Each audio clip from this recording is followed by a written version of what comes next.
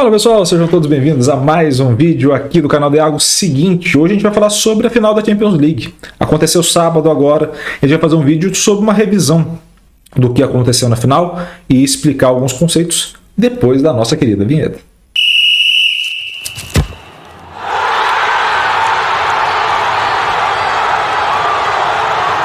Seguinte pessoal, a gente vai falar sobre esse jogo e recordar alguns pontos, tá?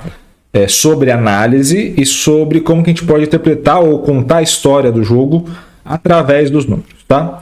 A primeira coisa que a gente vai fazer é explicar o que a gente fez em termos de coleta, digamos assim, ao longo desse tempo. Quando você faz um sistema como a gente fez aqui na Next Step, você pode fazer dois tipos de análise. Uma análise de explicação e uma análise de previsão. Tá?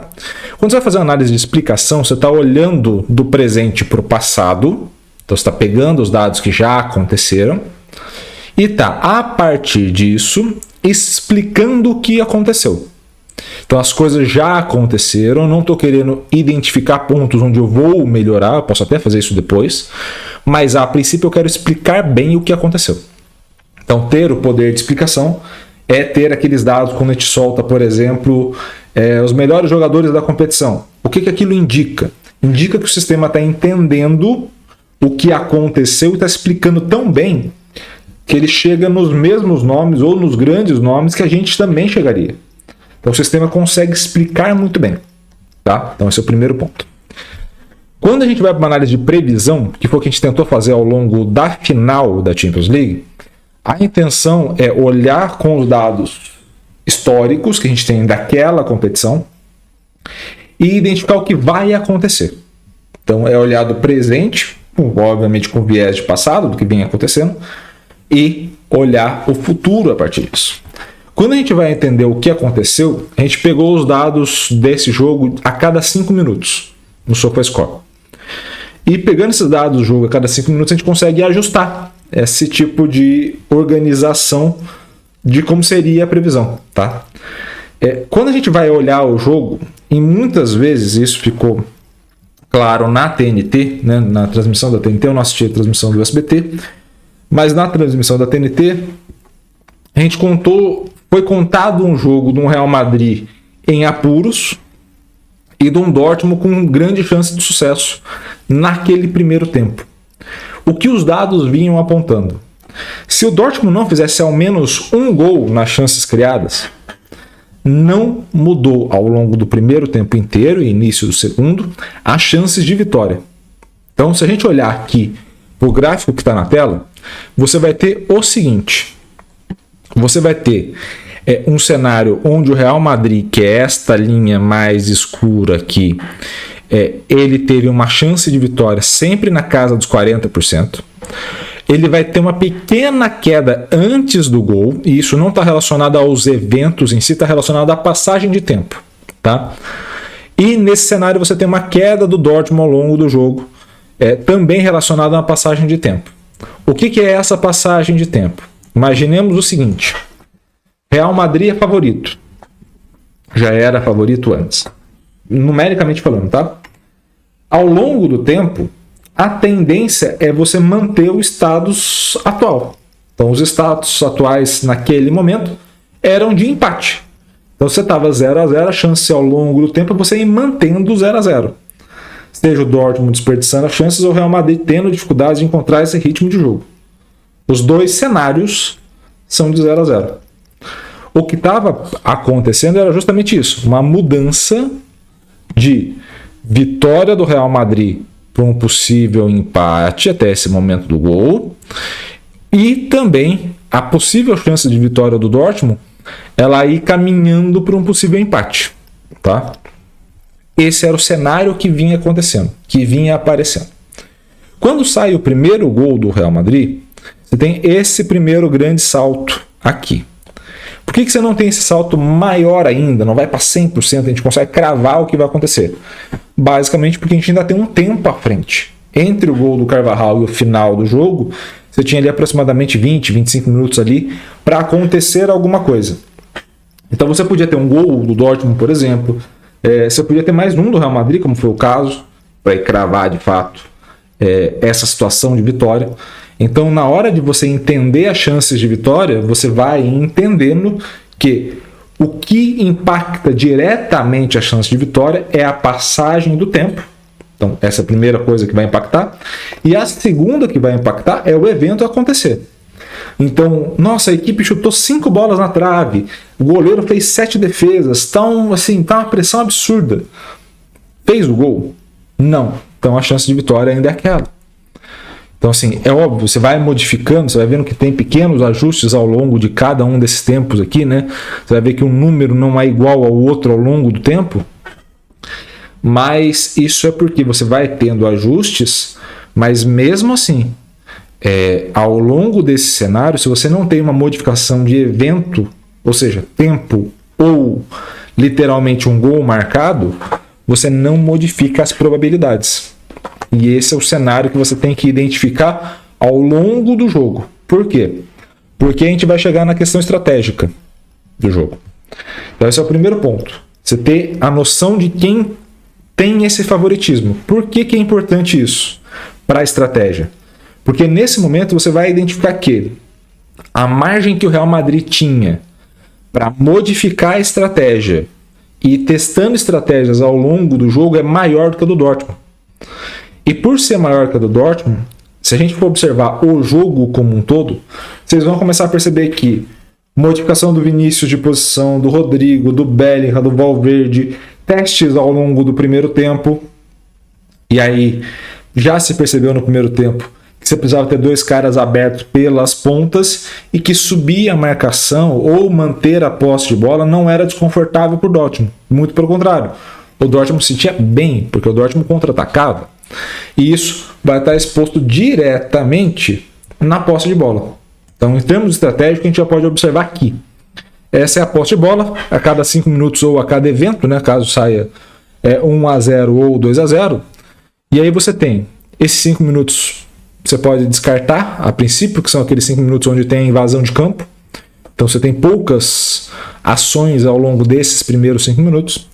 Depois você já tem uma inversão aqui aos 10 entre as duas equipes, maior posse de bola do Real Madrid, menor posse de bola do Dortmund. E aí você vai vendo o seguinte, ao longo desse espaço, como que o Real Madrid foi se protegendo depois de sofrer algumas finalizações.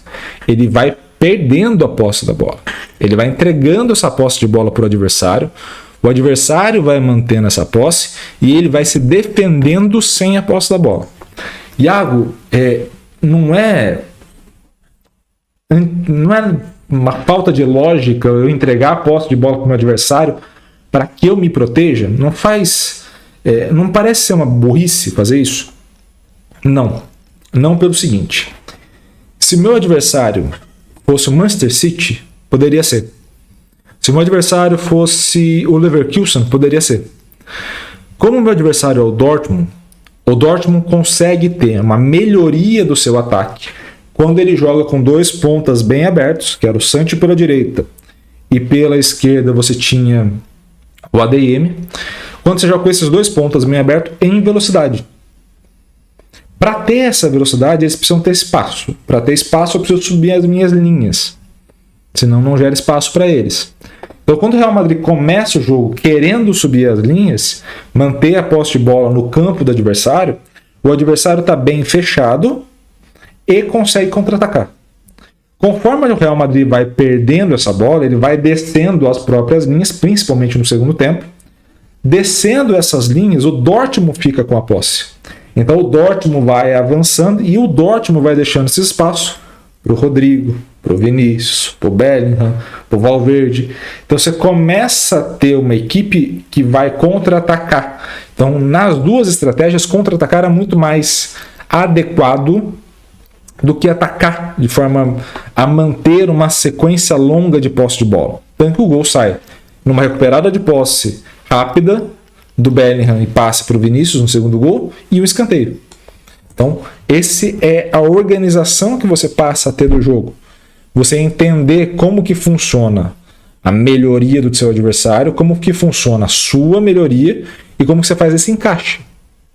E é nesse encaixe que você vai ter a maior possibilidade de sucesso. Quando a gente vai para a finalização, a gente já tem de novo, esse é o caso da finalização do Dortmund, e a gente pode observar esse gráfico contra esse gráfico, que é o seguinte. Você percebe que Real Madrid, que é esse que está na tela para vocês, tem pouca finalização no começo e vai aumentar muito no segundo tempo. Vai chegar nas mesmas 13 finalizações que o Dortmund teve. O detalhe é, ele vai acertar mais que o Dortmund no gol. Por que ele vai acertar? Porque o pico de finalização que ele vai ter, esse aumento, essa curva mais rápida aqui, está relacionada diretamente a essa estratégia de eu deixo a bola com o adversário, consigo mais espaço, conseguindo mais espaço, eu consigo atacar melhor.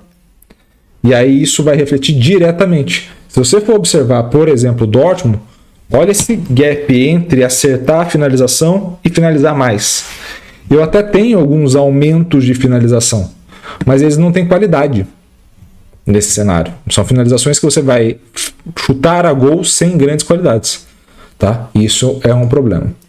Quando a gente vai para passe, a gente vai ter essa mesma noção. Esses passes são o do Dortmund, no caso. Você vai ter esta linha maior passe total, essa linha menor passe certo. Então, eu aumento o meu número de passes? Aumento. Ao longo desses 5 minutos, eu vou aumentando passes. O detalhe, eu vou errando mais passes. Onde que eu erro mais? Eu vou errando mais passes num setor intermediário, onde a minha linha de defesa está mais alta. Então perceba como a situação foi ficando tensa para o Dortmund nesse ponto estratégico. Por quê? Porque o Dortmund tinha uma estratégia, que era justamente atacar em velocidade através dos 2 pontas. Essa era a melhor forma para o Dortmund. Se ele não mata o jogo, se ele não faz o primeiro gol, as demais estratégias do jogo, que é inclusive o Real Madrid entregar a bola para o Dortmund e conseguir contra-atacar, eram vantajosas para o Real Madrid. Então, quando a gente conta a história do jogo, e aí assistindo isso na TNT fica mais claro, e aí não é uma contagem de história errada, tá bom? Só para deixar bem claro. Não é uma questão de erro na contagem da história. É uma questão, esses daí são os passes do Real Madrid, tá na tela para vocês, tá? Não é um erro na contagem, mas é uma sensação. O que a gente viu na TNT ao longo desse tempo foi uma sensação. Qual que era a sensação que se tinha de risco ao Real Madrid? Qual era o grande ponto? Real Madrid estava testando o jogo. Então ele testava. Ele tinha um teste. Então ele foi lá e modificou os jogadores de posição. Ele teve o controle do jogo. A estratégia não deu certo, não encaixou. Modificar muitos jogadores de posição também não encaixava. O que você começa a desenhar em termos de campo? Eu preciso entender que naquele momento a melhor estratégia é não ter a posse. É preciso que o Vinícius esteja em velocidade, que o Rodrigo esteja em velocidade, que o Carvajal passe em velocidade. Para isso, eu preciso contra-atacar. Para contra-atacar, um adversário precisa estar em posse de bola. Então perceba como você vai reorganizando todas essas ideias. E perceba como a sensação que a gente teve era de risco. Mas era um jogo completamente no controle do Real Madrid. E é o que o Ancelotti falou. Pequenos ajustes. Não precisava de algo muito maior que isso para ganhar o jogo. Porque o jogo, ao longo dos 90 minutos, esteve na mão do Real Madrid. Mesmo nos momentos que a gente tinha a sensação de maior risco. Mesmo que sofresse um gol, o Real Madrid ainda tinha o controle do jogo. Tá? Talvez se sai 1-0, 2-0 do primeiro tempo, você tem um Dortmund recuando mais ainda as linhas e aí colocando o Real Madrid numa situação difícil. Mas sem o gol marcado, a situação era de completo controle do Real Madrid, principalmente do início do segundo tempo para frente, quando você tinha o tempo de intervalo para fazer esses pequenos ajustes. Beleza? Espero que vocês tenham gostado desse vídeo. Se gostou, curta, comente, compartilhe esse vídeo com o máximo possível de gente. E é claro, se inscreva no canal e ative o sininho para receber todas as notificações. Um grande abraço a todos, um beijo e até mais. Valeu!